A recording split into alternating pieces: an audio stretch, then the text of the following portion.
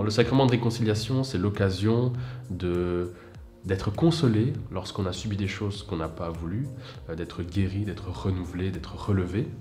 Et c'est l'occasion de demander pardon pour le mal qu'on a fait, pour les fautes qu'on a fait et qu'on regrette profondément. Saint Paul disait le bien que je veux faire, je ne le fais pas.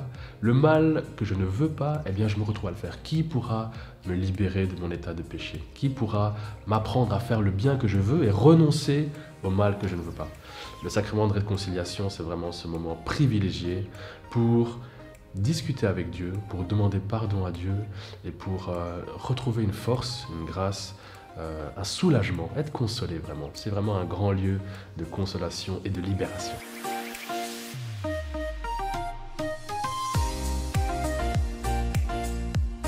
Pendant le sacrement de réconciliation, c'est l'occasion de se rappeler que nous ne sommes pas parfaits.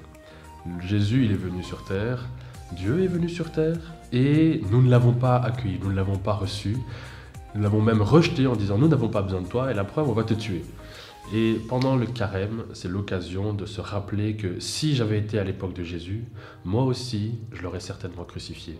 Parce qu'aujourd'hui encore, eh bien, je ne fais pas le bien que je veux et je fais le mal que je ne veux pas.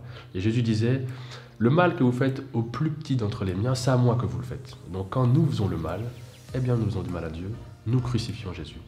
Pendant le carême, c'est l'occasion de se rappeler que nous sommes pécheurs et que Jésus nous aime jusqu'à nous avoir pardonné. Sur la croix, il a dit « Pardonne-leur car ils ne savent pas ce qu'ils font ».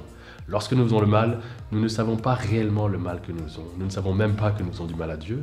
Et Jésus nous invite à nous demander pardon pour nous convertir, changer de chemin et retourner vers lui. Le carême, c'est vraiment ce moment particulier pour demander pardon à Dieu et se reconnecter à lui.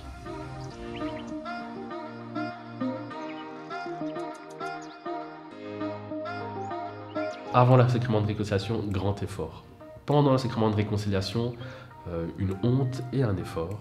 Après le sacrement de réconciliation, grande libération, grand soulagement et vraiment, je vous invite à vivre cette expérience qui a déjà été proposée à des catéchumènes et vraiment ils ont dit ça n'a rien à voir avec la psy. La psy, le psy ou la psychologue, on va chez lui, il nous écoute et c'est tout, il nous donne des conseils parfois. Mais là, on reçoit la grâce de Dieu qui nous pardonne et qui nous restaure. C'est vraiment une expérience à vivre et j'espère que vous pourrez un jour la vivre.